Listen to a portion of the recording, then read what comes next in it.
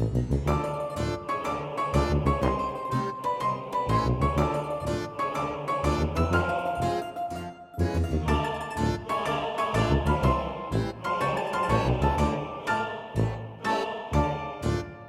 you popular in high school? Oh yeah. Were you like a normal, well-adjusted type of athlete, type of guy? I was liked by everybody, and part of it was because I didn't judge any of them, like whether it was the nerd, Yeah. the athlete, or the druggie. I didn't make any judgment. I said, I'll take you as you are, you take me as I am, and we're gonna get along swimmingly. So when I used to go to the parties, I didn't drink, right? Hmm. And I remember my kids going, "What do you mean? You like wasn't that hard?" And I go, "Yeah, sure it was." I go, but let me just tell you, you know what the hardest time was? The first time I said I don't drink. And then it became easier. By number two, by number 10, by number 100, it just becomes easier and easier. And even better than Hmm. that, because up in Canada, we're nice people, everybody used to bring extra beer so they would share. And then I would say, no, I don't drink. Fred, you can have my beers. And then I became an Hmm. asset. Because then, oh my God! And so every party I went to, as soon as I walked in the door, they go, "God, can I have your beers?" And all of a sudden, now I was a value to them. Instead of being like an odd kid, I was a value because I wasn't judging them, and they could sometimes get something out of me. Cool. Hmm. I don't care. Like I'll take you for your Yeah. warts. You take me with my warts and my flaws, and we're gonna get along okay. I have this weird theory that I mean, I wasn't popular in high school, but I had all my friends were popular, and I used to lift weights with them, and I did some sports. But I wasn't really the traditional artist, alone, awkward, all that stuff. I just never really had that. And I found a lot of people in comics were, and they didn't really find their family or their friend group until they arrived at comics. And now everything's like, oh, this is what I always wanted. And I got here, and I'm like, I want to go back to high school where I knew how things worked. Like, I don't understand a lot of these people. Why are they so insecure? Why are they afraid to rock the boat? And I've always felt like I don't really belong in comics. And I don't know if it's just, I'm not trying to make you into my therapist here, but yeah, my weird theory is that if comics people were more popular in high school, maybe they wouldn't be as weird now. I don't know. That sounds really bad. But Sean, like, again, it's okay that we're weird, and it's okay that everybody does whatever, because in this bizarre way, if everybody was like me, then I'd have to, like, it'd be too much competition. Yeah. I wouldn't have the status. Like I, Yeah. I've got enough skill drawing. I mean, you're way more talented of an artist than I am, and then I got the Mm, tenacity to go with it, and not just an extension of being a boy, having brothers, and then playing a lot of sports. So I just carried it all in there, and that yeah. and that combo has, at least for me, worked, right, to the point, Hmm. I've said the story before where Venom was like this. I got a free hat.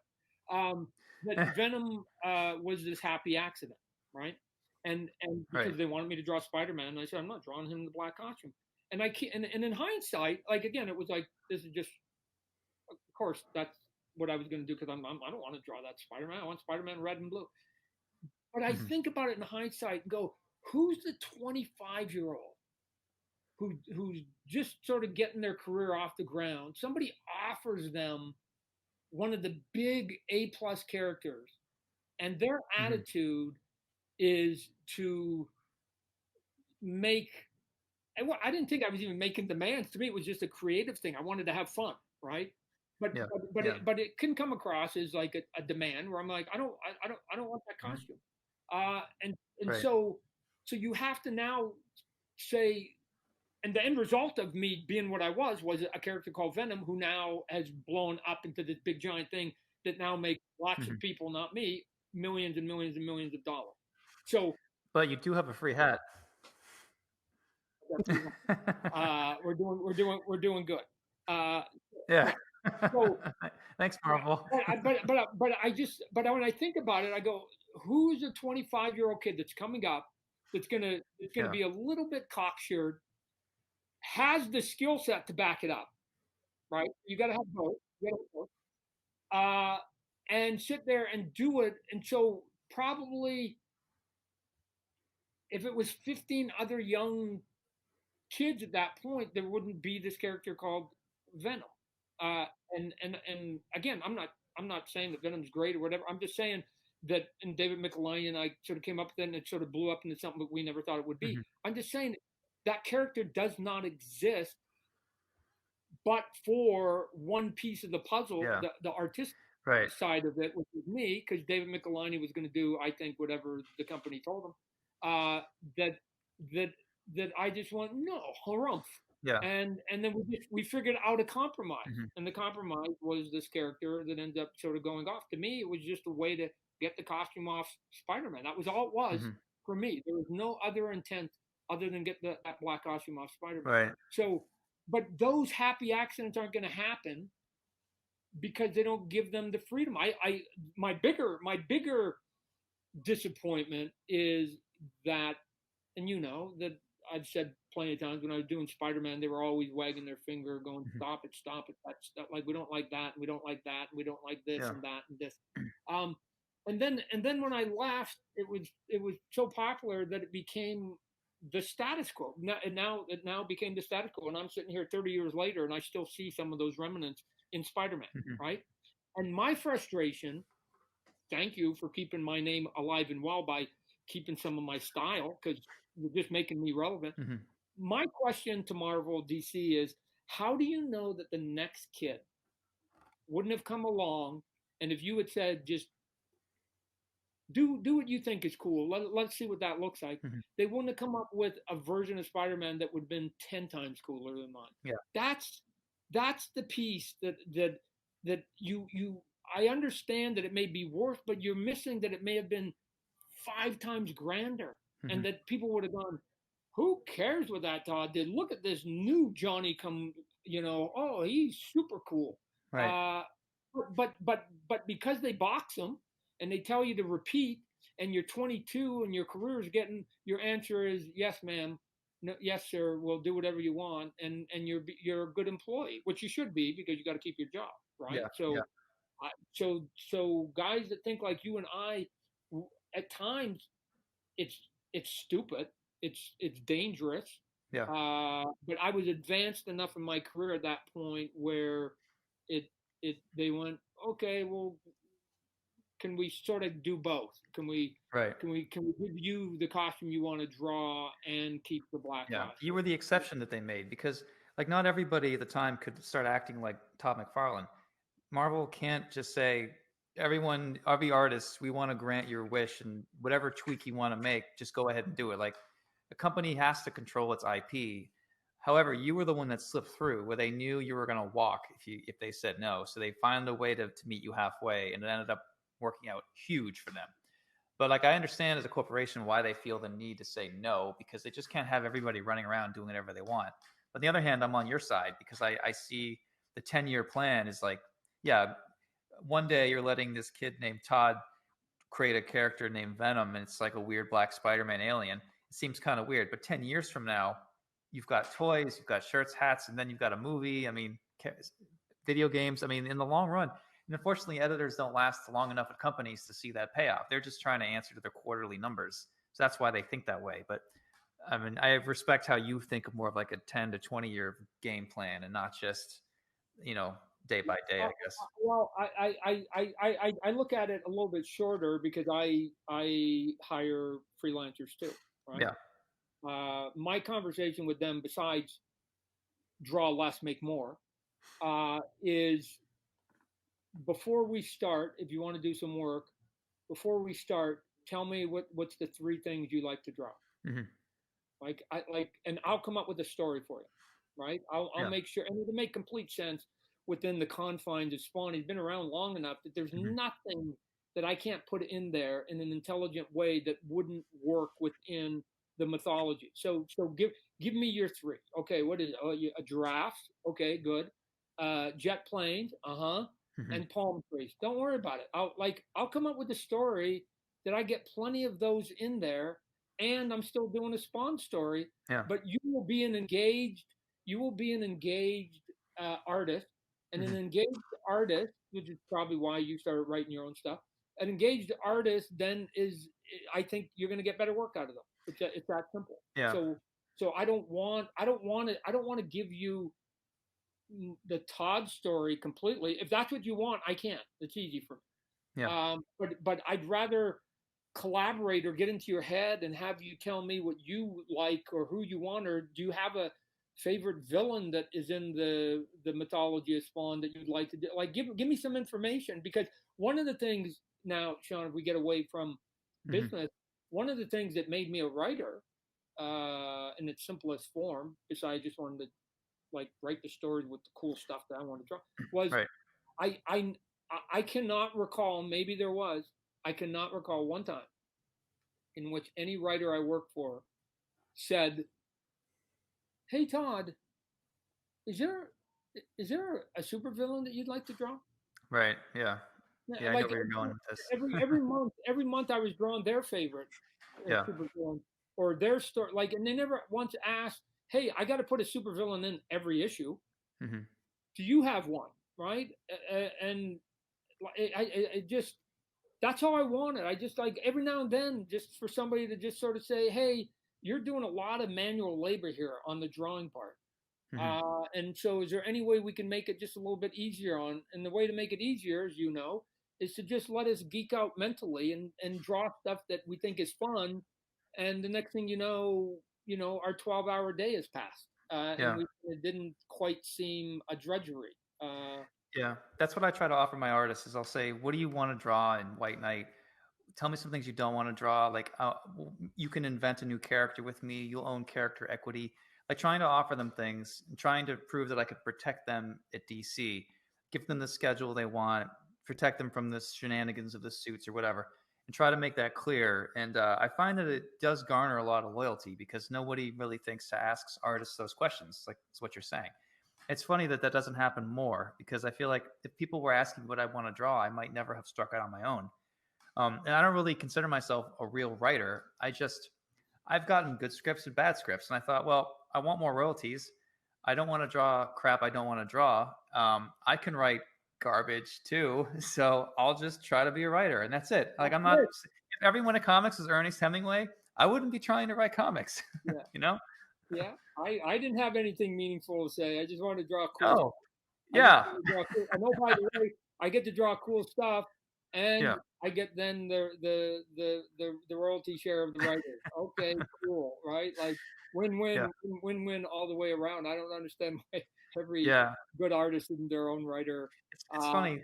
and here's If the I, thing: I've never met the artist turned writer mhm. who did a team book, who said, No, yeah, you know what I need to do for myself? I need to put 20 characters into this book. It's always like, let's do this isolation story. Let's yeah. go. Let's figure out how not to draw a team book. Yeah, a man in an alleyway with a Yeah, gun at night. That's what I'm after. yeah, we call it Spawn. And oh, by the Yeah, way, I did the good grade, so I don't even have to draw the anatomy. So yeah, I'm in, I'm out, done, done. yeah. Yep. No, they're after me to do. Why don't you add why don't you add Superman to White Knight? Why don't you do this? Why don't you do that? Why don't you do JLA? And I'm like, that sounds exhausting. Keeping track of those costumes and like, I'm glad that like Alan Grant and all these other. I'm glad that there are those artists out there to do those books because I don't. I would not be good at that. I'd blow my head off. I don't think I'd be able to stand it. Like I'll kill myself on drawing a car and an engine, but you asked me to draw the JLA, I would I don't know. No, no, team books. There's two things I knew that I wasn't built for, Sean. Team book, Hmm. and there's some people that are just fantastic at it. Yep. Team books and drawing from a full script, right? Hmm. And so Yep. I have drawn in my entire life from two full scripts, Hmm. right? And if you'd like, I'll show you the scars from, because I remember every page of those books, because the writers will always say the exact same thing. Ignore what you just saw, just do it your own thing. You cannot unsee a script once you've read it. Hmm. So every time you make a change, your brain says you're making a change. So Yep. you've already got this sort of Catholic guilt, and I'm an atheist, and I still had it. And it was like, oh my God, I'm changing it, I'm changing it, I'm changing it. Yep. So, and what's frustrating about it a little bit for me, from my perspective, because I got out of it a long time ago. And I guess I was delusional. I remember I was in San Diego, Sean, and I had somebody that was doing a full script. I think it was David Hines or something, was doing a full script on Spawn for an artist. And Mm-hmm. I looked, I go, what are you doing? He's like, no, this is just how you do it. And I'm like, a full script? Like, what are you talking about? People don't do full script. And I was sitting at a table with 4 or 5 writers from Marvel and DC. And I go, Yeah. full script? Like, you don't do full scripts, right? And this is how much I'd had my head down doing Spawn and Yeah. making toys. And I go, you don't do full scripts. And they went, and then I looked, and all of them, I went, whoa, hold a sec. You're saying you guys all do full scripts? And they went, yeah. For how long? And I guess it had been years. This is how blind I was to my competition. Yeah. They've been doing it for years. And I went, so there's full scripts. So I just want to be clear, because here's the horror for me. I mean, this is my ego. So you're saying that if I come back to Marvel or DC, there's going to be a 23-year-old writer, and he's going to tell me what to put on the page when I'm drawing. Oh my God! Like, come on! I felt like I literally had fallen into the Outer Yeah. Limits television show. I just have been. This is Invasion of the Body Snatchers. Yeah. The downside of it, Sean, is that then when I go and hire freelancers, and I always tell them, I go, I'm not giving you a full script. I hate those. I'm not giving you what I hate. Uh, Yeah. that there's this lack for some of storytelling now, because Mm-hmm. they've been spoon fed what to put on each page, that their storytelling is now Right. atrophied a little bit. And that's the downside, that they don't even know. They don't know that a piece of their growth has been stunted, right? And Mm-hmm. when I saw those master classes that DC used to do, and I remember Greg and I having these conversations, Greg Capullo, and it was Greg and the Kuberts and John Romita Jr. and Frank Mm-hmm. Miller and Jim Lee, and they're doing the master classes, and they're doing the master classes, and and all of them had one thing in common: they all grew up working from plots. That was the one commonality amongst all of them. They all figured out their styles and the way to Mm-hmm. basically get through a book from a plot. And at some of the early shows, there wasn't one book that was being done that way. Mm-hmm. And it seemed odd. And eventually, Greg Capullo advocated for it in a big way. Uh, Mm-hmm. of going, doesn't it strike anybody as odd that these master classes are being taught by these people that nobody can replicate what they're doing, because that option isn't even afforded to Mm-hmm. anybody? How do you know you don't have the next Frank Miller or Yeah. the next Jim Lee or whatever? Like, how do you know they don't exist? The Greg Capullo, the angles that Greg picks on his pages. There's nobody, the way he lays out a page. There's no comic artist or writer that's going to do it. What do you think? You think that I would have drawn Spider-Man the way I did if a writer was telling me what to do? Like, it would have Mm-hmm. never happened, because I was just having goofy fun on the page, Yeah. and I wasn't thinking about adhering to a strict code that was on the paper. Yeah. Yeah. The full script can handicap you if you're not creative, but like I'm not sure everyone would have taken the initiative to go as bombastic as you did because you were hungry for a challenge. And you're like, well, I don't know how 6 panels are supposed to make sense. I'm just going to make it work out my way, and I'll add a panel, or I'll take a panel out, and I'll do a zoom in of an eye or whatever. Like, this will be cool. Vary the camera. Like, when they tell you where to put the camera, that to me is the most insulting thing. Yeah. Well, for me, again, the way I work, Sean, and I'm going to age myself, is that the plots were usually about 4 pages long, right? Maybe 4 pages Yeah. long. And I used to literally, first thing I would do is take a pencil, and I would Mm-hmm. go through the plot, and Yeah. I would go page, and I would just draw a line, and I go page, and then Mm-hmm. I would just draw lines, and I go, there's my page, there's page one, or at least I want to be up to page. A lot of times I just broke it into 5 page segments. Mm-hmm. I want to be up to page 5 by this point, and I want to Yeah. be up to page 5 by 10, 15, 20. There's my book. And Yeah. so I had 3 paragraphs that basically were 5 pages, and as long as I got to the end of my pencil line, then I was okay, and it was just a matter of Yeah. how I got there, right? Did you try to make the last panel on each page like a cliffhanger? Like give a reader a reason to want to flip? Well, if I wasn't writing it, I didn't have control of that. So, uh, Oh, okay. so a lot of it was dictated, but I tried. I mean, I do have some silly rules. If you're going to do something that's interesting, and here's, and I don't know if the writers are thinking about it, but Mhm. if you're going to do something sort of cool and sexy or fun, whatever word you want Yeah. to put on it, make 95% of the time make it a page turn, Yeah. Yeah. right? Same Make here. it a page turn. You really can't get away with that. I don't know how it worked. I shouldn't use can't, but when I was at Marvel and DC, because they have ads in the middle of the story, and Yeah. and I Yeah. used to ask them constantly, "Do you know what the pagination is going to be?" And which basically means people listening, do you know where the ads are going to be so I know which pages are going to be turned? Because the moment you start putting ads in, then you wreck the flow of even odd, even odd. So Yeah. in Spawn, it's way, way, way, way easier. There are no ads in the story, in the middle of the story. I cram them all to the back, which basically means, in its simplest form, every odd page is going to be on your right, and every even page is going to be on your left, right? Hmm. Open up a book, page one, turn the page, two, Yeah. three, four. So you now know as an artist exactly where every one of those pages are going to lay, not only Right. for the page turn, but even more importantly, which is a whole nother conversation we can have another day, which is Mhm. where you put bleeds and where you don't put bleeds, right? So, Right. which Yeah. another skill that I'm amazed that people don't pay attention to. Uh, so I wanted to simplify it as much as possible to just give a little bit of a wow factor Hmm.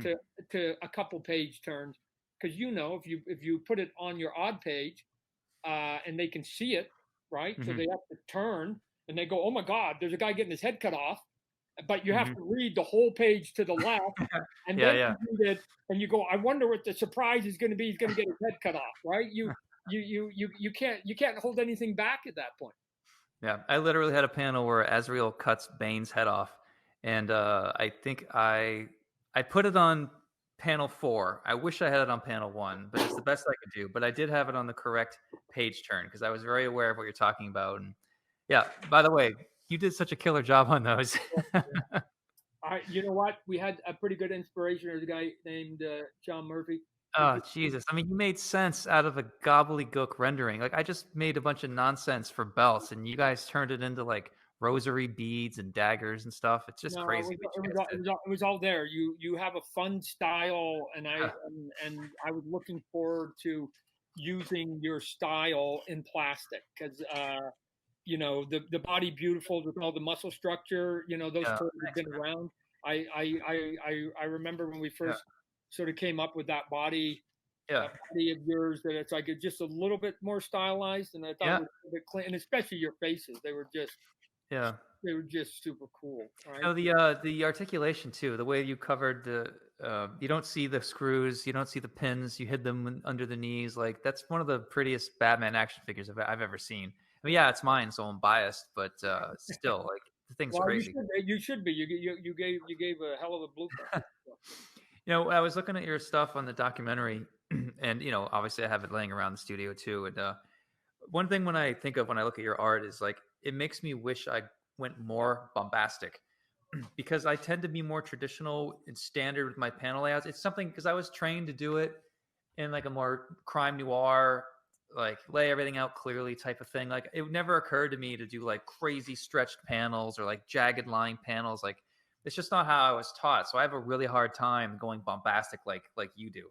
So whenever I look at your stuff, I'm like, man, I really need to have more stuff like flying at the camera because that is an important part of storytelling that I often forget about.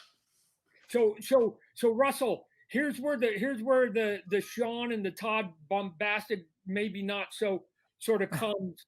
That basically, so I've got in the back of my head here that, like, I still have some unfinished business. Sean has done a total of one page for me, right? And who knows, maybe someday we'll do something else. He did this cover for me, right? And I was so looking forward to it, right? I I go, felt like I confused Todd with my cover.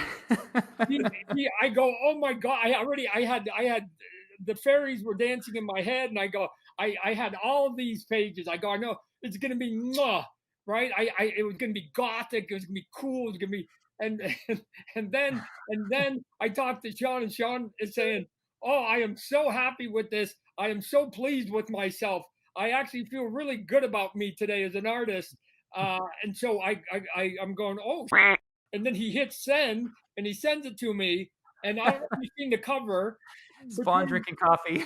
Yeah, Spawn, Spawn is drinking Java. He Well, pulled up his thing, and I don't even know if he's got his finger up, like a good Brit.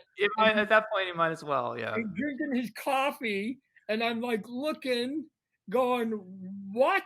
Spawn drinking coffee?" That was, and I if can you had defend myself. I can defend if you myself. if you hadn't have given me such a build up over the phone, because I was ready.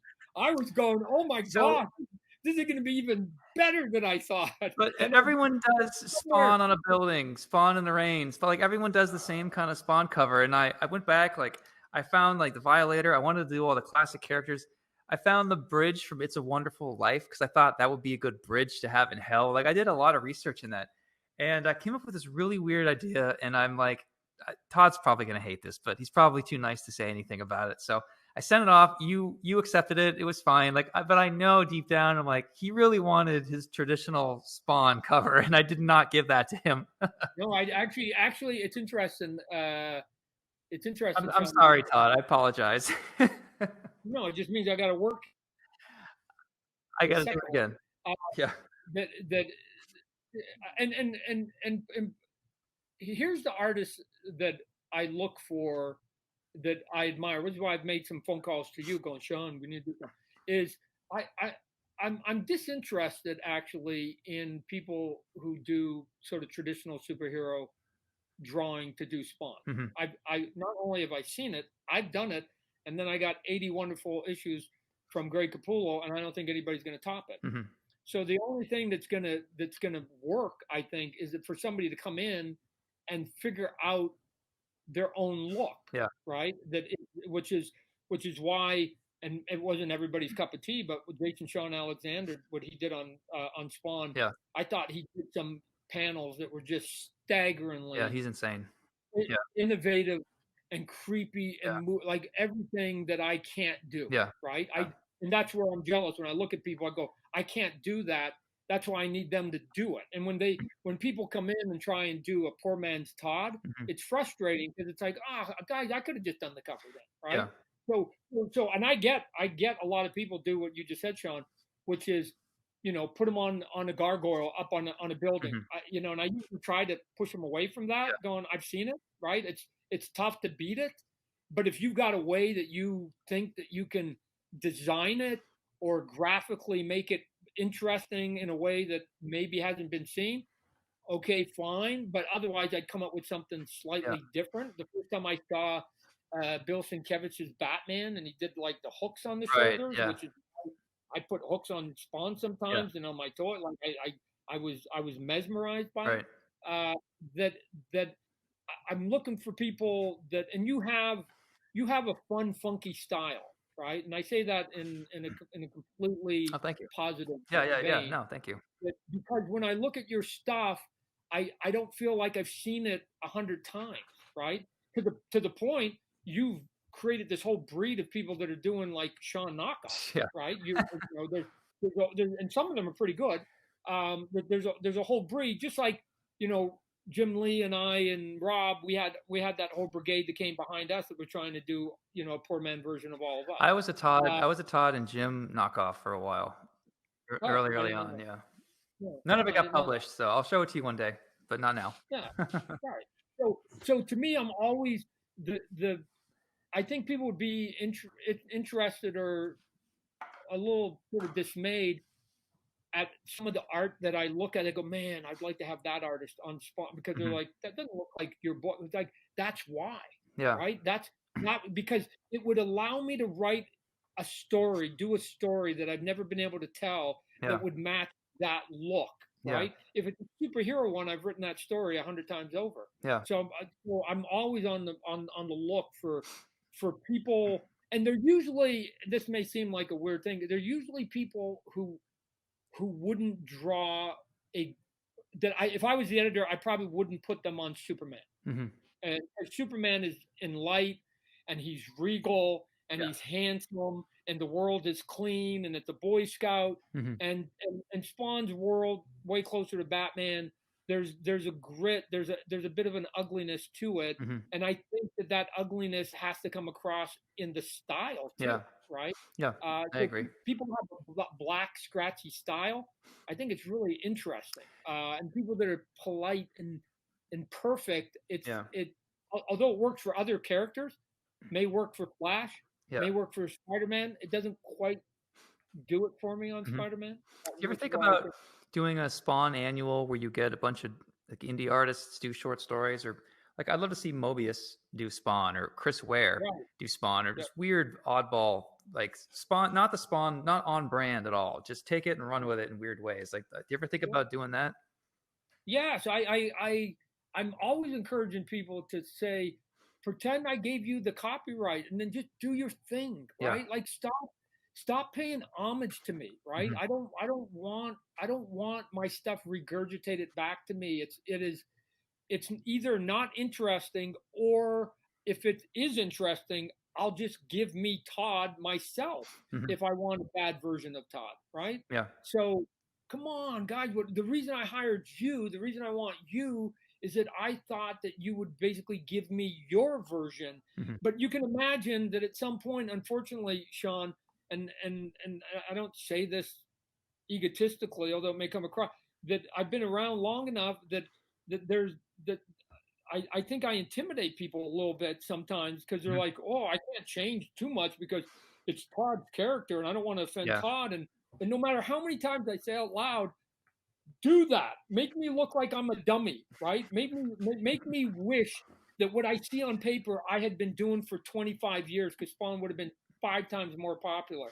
But it again, it takes that 23-year-old Todd who walked in and said, I don't want to do Spider-Man in black costume. Mm-hmm. It takes that person to just say, is he testing me? I think Right. they are. Is he testing me, Right. or is he actually what he's saying? Is that true? Well, see, And it's frustrating that I can't get it at a faster rate out of the young kids that I think have the potential to yeah. give me a different Spawn. Well, so my bucket list one day is to write and draw a 4-issue Spawn miniseries, and write and draw it myself. Keep it like, so maybe like redo my version of the origin story or something like that. And I think I get good at something once I have a Spawn year few one. pages. Yeah, I have my Spawn year one. You're gonna do Spawn year one? Or that's it. No, you're gonna I could Spawn do year that, one. yeah. If you do Spawn year one, that is, I'm not saying this because we're being recorded, but like I sincerely would love to dip into my horror roots, get back into Spawn. Like I really want to redo that Spawn drinking coffee cover, so to speak. And to make it up to you, I'd like to do a 4-issue series of Spawn year one. Yeah, I think there's his military that's still. Look, I've given this. Look, I've given this story, Sean, to people, and nobody's given it to me. Yeah. I go, I can write it. I've been holding off because I'm just waiting for an artist to go, or a writer to go, right. So here's the simple question: where does the clown go at night? What does he do? I don't know. What does he do? Right.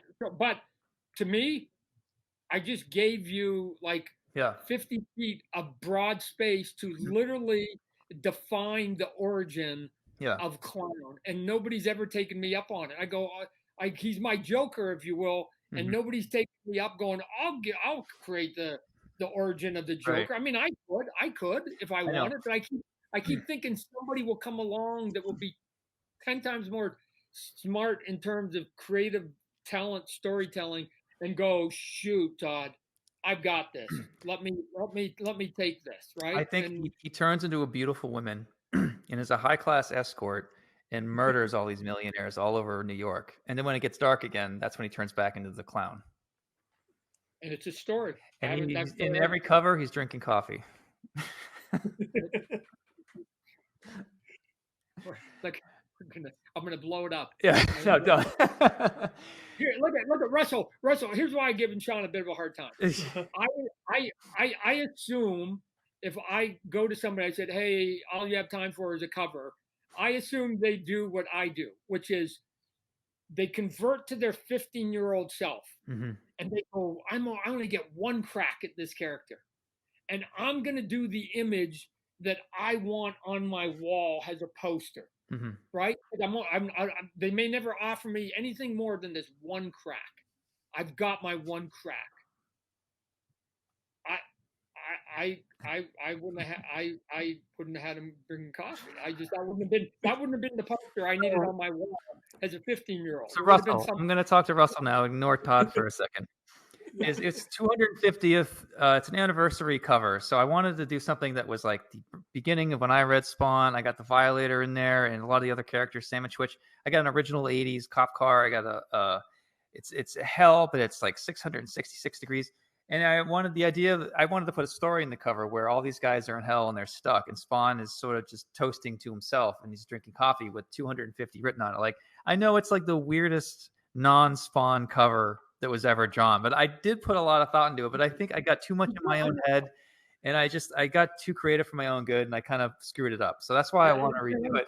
John, if it makes you feel any better, I've got to get a second Scotty Young cover, because I had in my mind what Scotty was going to give me was this cool, big, fun. I thought there could be lots of energy, and instead I got tapeworm Spawn. Yeah. All right. So I'm not the only one that dropped the ball. I'm like, wow. Like, I don't. It's like the curse of Todd that I somehow they lose their superpowers when they're near me or something. So I gotta say, on one hand, you're like, do what you want. Don't make it like Todd. Make it yourself. Do something I'd never do. And I give you Spawn drinking coffee, and you're like, don't do that. I would never draw that. Spawn doesn't drink coffee. Right. Except for, I go and make me jealous. Okay. Right? All right. Yeah, I didn't do that. You have done hundreds of drawings that I am completely jealous of. That I just go, I will never be able to come close to that one. I can't say that coffee mug. I'm not offended. It's okay. Oh, I appreciate your honesty. Actually, I don't mind some tough love. Yeah, that's okay. Don't worry about it. No. Now here's what's going to happen. Issue 250 is going to sort of blow up now. Yeah, issue 250. Everybody's going to go back to all the 250 covers. I need all the 250 covers. Okay. There's a story on the cover. It's not him standing on a roof. There's a story going on. Yeah, I want Tapeworm Spawn. Oh, man. Tapeworm Spawn. Here we go. You're right. I'm glad that it didn't scare you off of producing White Knight action figures, because I was worried, like, I don't want to help Sean out. He gave me coffee Spawn.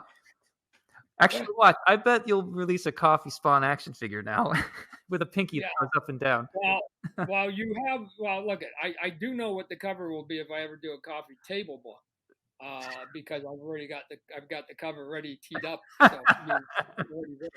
So one other question I was going to ask you, Todd. Tell me what I could be doing better in my career. Like, what have I done wrong? What am I not seeing? What if you were me? What would you do?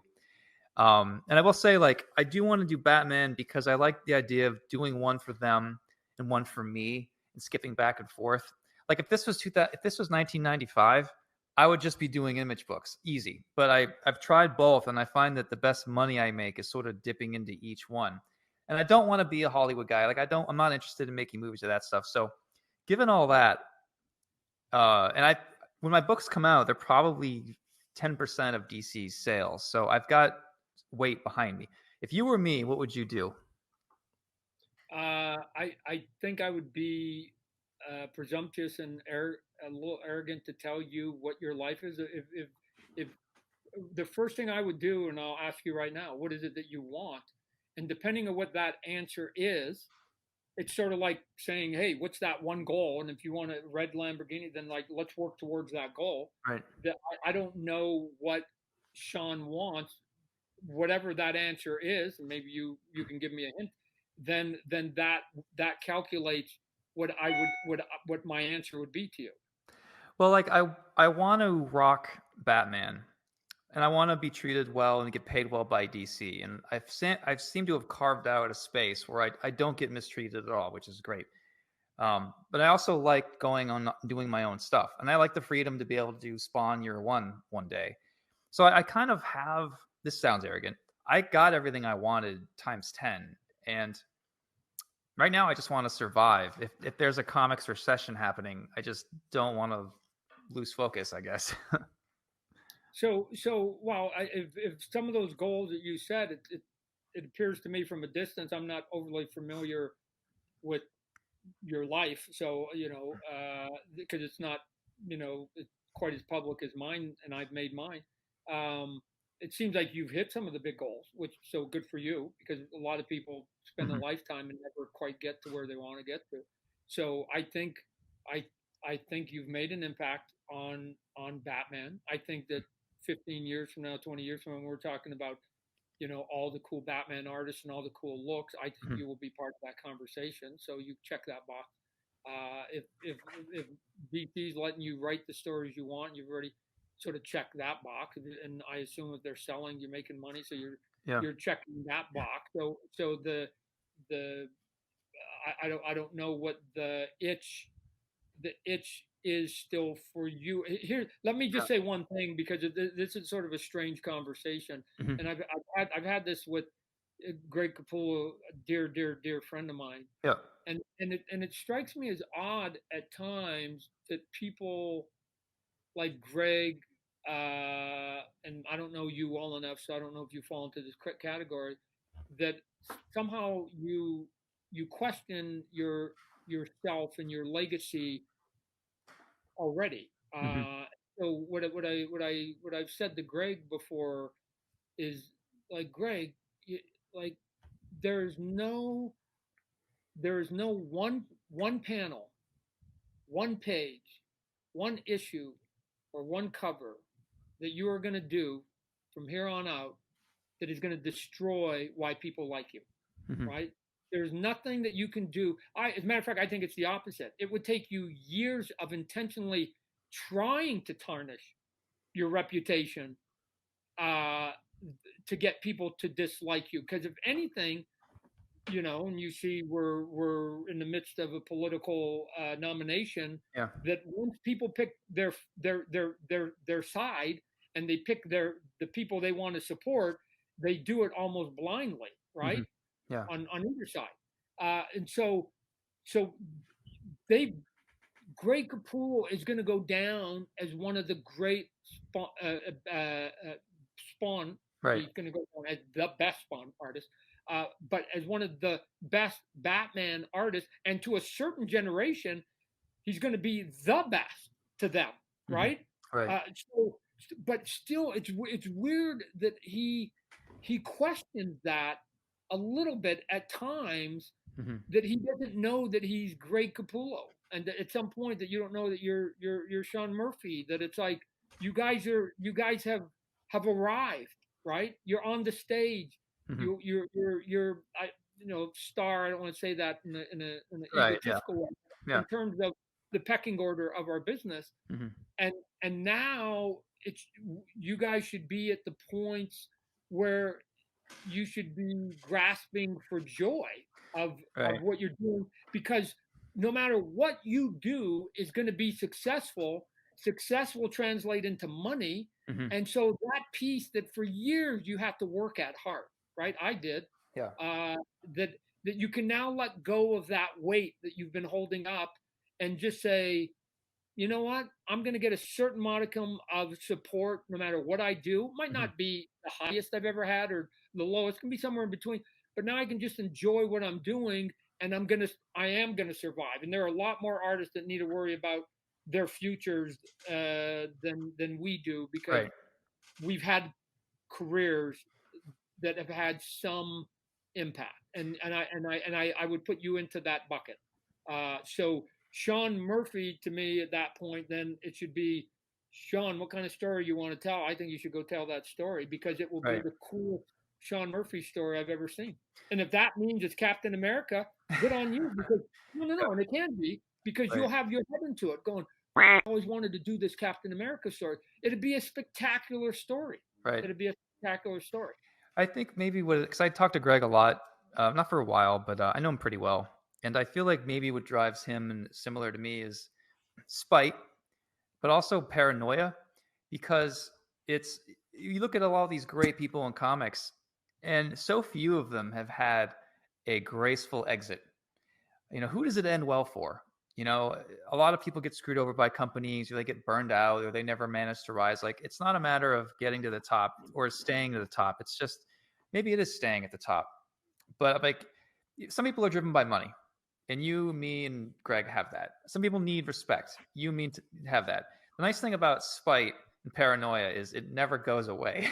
You're never going to slow down because you're always going to be paranoid. And maybe Greg and I let that get to us more than we should. Well, I would add one piece to it. Sure. There's a bubble, a box called comic books, right? Mm-hmm. And then there's the rest of the world, right? And so people like Greg and you are at the top of the game in the bubble. The question is, and I don't know, it's a personal thing, right? Is there any ego, any drive, any reason to go outside the bubble? Right. And for me, since I got out of the bubble a long time ago when I started doing toys and stuff, then I think slightly different, because I'm not worried about whether I'm doing the big event book at DC, because that's strictly in the bubble. I mean, at times I do event stuff. I mean, we just did Spawn 300, 301, and I tried to make it as big in the comic book industry as I could. Yeah. But there's also stuff then that I have to do that's outside the bubble. So I'll give you one that has nothing to do with comic book, but is relevant to me. Okay. Yeah. They sent it to me yesterday. Yeah. Amazon does a top 100 of their toy sales. What's selling? Top 100, top 100. They do it every week, right? The one came out last week. We have 10 McFarlane Toys in the top 54. That's nearly 20%.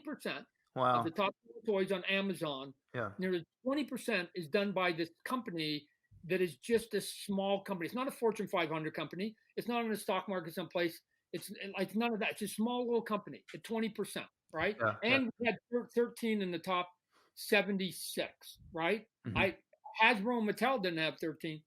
Okay, now, does any of that sell me any more comic books? Of course it doesn't. Of course it doesn't. Is it going to make my next issue of Spawn go? Of course it doesn't. What they want to see is Gunslinger Spawn in a cool cover, which I gave them last month. That's sort of what they want. But in the people that I deal with outside the bubble, stuff like that matters. That they go, here's a kid who does this stuff, and you have to constantly show them that you're somewhat successful at it, so they will pay attention to you. And so I will use that stat to either try and get the next license, to try and get the next sort of Hollywood deal, to try and get somebody to basically license a product from me, or because there's an idea of something that I want somebody to listen to. And if I say, hey, here's my resume, here's the things that I can do. Some of them are 20 years old, some of them are 30 years, and some of them are literally 5 days old. 5 days old. Here we go. Right. And for some people, they need to hear business information, and they need to hear it in a way that speaks to their language. I keep telling people I'm bilingual. I know business and I know art. And that being 20% of the top 50 at Amazon is going to speak way more volumes than any sales that I could have in the next 3 months of Spawn, unless I'm number one. Right. So I'm constantly looking for different ways to make noise, which is different than saying, hey, if I go and do the big event comic book, that's about the most and the biggest noise that I can, and it's a good thing and it's great. I'm constantly having to fight for noise because there's 1,000 pieces of information done by billion-dollar empires that don't want me to have that stat in front of me. Right. Yeah, so I mean, maybe in a way what you're saying is Greg and I have reached the top of the bubble, but there's really nowhere else to go for us at this point. If we're competitive or we're trying to crawl forward to do the next thing, then we have to start thinking bigger than comics itself. what I'm saying is, I think that you guys have gotten to the top of the bubble. I Yeah. think that you could do more top stuff at the bubble. Hmm. I think that if some of the stuff you did at the top of the bubble, because you guys, your skills are never going to diminish, happens to be in stuff that you can control, Right. you will find that inadvertently, even if it's against your will, even if you don't have an interest, Hmm. some of that's going to leak outside the bubble. Right. Yeah. And then they're going to talk to you as Sean, as the person who has something, and they're going to want to take you outside the bubble, or at least have conversations about what's happening Right. outside the bubble. And now Yeah. that's up to you as an individual as to whether you have the stomach, the need, the Yeah. interest of any of it. And the answer can be no to plenty of it, right? I Right. mean, Right. I'm Right. not saying Yeah. anybody has to be Robert Kirkman or Todd McFarlane. I'm not saying that. Yeah. I just say there are. I think there are possibilities, but once you get to the top of the hill in one industry, Hmm. you've got to find other reasons to challenge yourself. What is it? Right. And for me, the way to challenge myself was I'm going to go into these other industries Hmm. and see what I can do there. Can I Yeah. do in that industry what I did in comic books? I don't know, but it'd be a heck of a Yeah. journey. I was thinking about starting a company that makes coffee mugs, and I really want to do a Spawn coffee mug figure. I don't know if that would be okay with you. Make I 250 of them. No, but one more question. I feel bad for our host who's falling asleep because he's all the way in the UK. Um, why don't you drink? I'm just curious. And I respect you for not drinking, by the way. I wish I did not drink as well. the answer is essentially the same reason why I didn't drug either. Yeah. That, and in hindsight, I probably should have. Is although my wife said, "Man, Todd, you've got more energy." Like she thinks I'd be behind bars if I didn't go on. Like, you're already incorrigible as it Yeah. is. Way too much energy. Um, when I was younger, I literally didn't have two nickels to rub together. Mhm. And so you just get to this, I again, black and white point that it's like, are drugs free? No. What? No. Well, how do you get drugs? You got to pay for it. Pay for it. I don't have money. I can't. I didn't have the money to create the vice. Yeah. Oh, by the way, I tasted a beer here, and I'm like, "Psh, it tastes like," and they're saying, "Well, Todd, don't worry, you require a Yeah. taste, Yeah. require I a taste." understand. Well, is that free? No, Yeah. no, that can also cost you money. Yeah. And so it was like, wow. So I don't have the money to try and figure out how to acquire a taste to something I think's horrible to begin with. And Yeah. then what ends up happening, the math just starts to go with you. I Yeah. sit there and I go, hey, I've been 22 years without it. Can I go to 23? Hey, I've been 33. Can I be Mhm. 30? And now it just becomes a state of mind that I just like, Yeah. I've lived without it for 50, 60 years. Why do I need it? Like I'm okay. I'm okay without it. I don't need it. I don't Yeah. need it. I don't have any craving. I don't have any craving or want for it. One more piece, which is also weird. I'm a bit of a control freak, and those things I understand take Mhm. you out of control, right? So there are a lot of Yeah. people who want to let go. I am the opposite. I never want to let go. I always want to be. I'm the opposite. When I'm at the poker table, I want you and Russell to be drinking, Yeah. because if I've got you drunk, I'm gonna win tonight. I'm gonna win. I don't want you at the top of your Yeah. game. I don't want you alert, because you'll see that I'm not really as good as I keep saying I am. I'm not really as skilled as I am. But if I Yeah. can BS you a little bit, so that's it. Yeah. Next time we hang out, I want to ask you about marriage advice and keeping a marriage in comics for so long, keeping your nose clean and trying to be smart, and how to be a better husband who's also creative. It's never something that I've seen you tackle in an interview before. So, It's I would say it's the singular greatest goal we should strive to achieve. yeah. I think that we neurotic artists test Hmm. our loved ones way more than we should. Yeah. We just we are it is it is shameful at times what we expect the people around us to put up with because we just want to fulfill our own little geeky Yeah. childhood stuff. It's yeah. It's if there's one thing, if there's one thing that I have figured out over the years, it's that balance, Sean, and once I learned the word no, because when Yeah. you're 20, yes, you say yes. Yeah. I Yeah. so I'll explain as simple as I can to you, for me, and then we will let Russell go. I Every time somebody said yes to the opportunity, I said yes, yes, yes, yes, yes. So if you think of yourself as a juggler, right? Every juggler in the world has a maximum. And if you give any juggler one more item to juggle, everything falls to the ground. And so I don't care who it is, even that person in Vegas that's got the 20 bowling ball pins. You give them 21, they can't do it. They haven't trained themselves for Mhm. all 21 fall. I I found out the hard way, maybe you have too, that I'm a 5 ball juggler, and I used to take on more, and everything fell, Mhm. everything got hurt. Yeah. The work suffered, my personal life suffered, the people around me suffered, my health suffered, like everything, right? Your Mhm. reputation suffers. There's no good that comes out of it. So I know I'm a 5 ball juggler, and so if opportunity comes, I'm now smart enough, old enough, wise enough, because I tripped into my own stupidity, that I must put one of the balls down that I'm juggling to pick Mhm. up that new opportunity. And Yeah. I can't add it. I can't add it. And it's the only way to keep the balance. I just have to stay at 5. Yeah. No, I that's the phrase I come back to is work-life balance, and I don't say juggling, but I say bandwidth. Like, yeah, if I did this extra thing, I'd make $10,000 more this month. But at this point, like, I just don't need it. My brain's fried. I'm becoming a bad husband. I need to take the weekend off. I'm sorry. I'm just going to say no to that money and just protect my health for a little bit. Right. Right. And at some point, and again, I know for people who struggle, and there's plenty of people that struggle, when Yeah. you get to a point where you don't have to worry about paying the bills, Right. then the money part of it actually is the least interesting thing.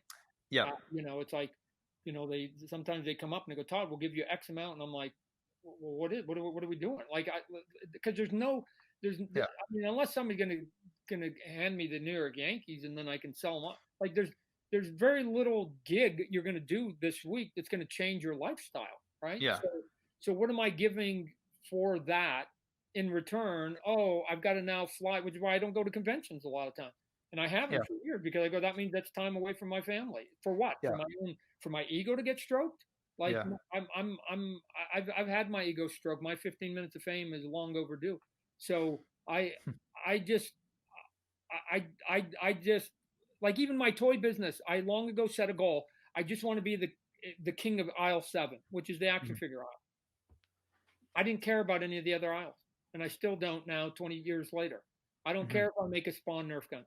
It's not, or Spawn bicycle. It's not. I don't crave it. Right. Yeah. I've got my one thing that I do, and can I be good at that one thing? And if I right size my company and I've got the right overhead, I can make a living at it, and I don't ever have to then go work for the man in the system again. Right. And Yeah. that and that's my victory. Not how much money I have, but not having to go work for somebody who has control over my life. Mhm. That's my victory. And so Right.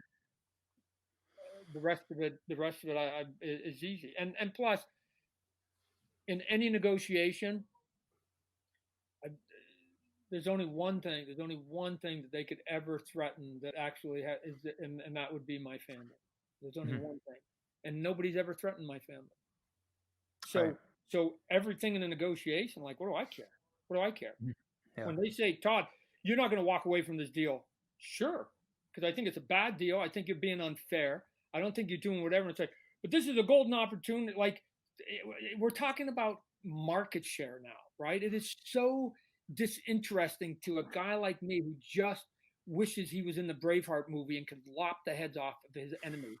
But it is illegal to kill your enemies. I'm a man that is about 1,000 years out of time, Yeah. because I was willing to die on a field for my cause.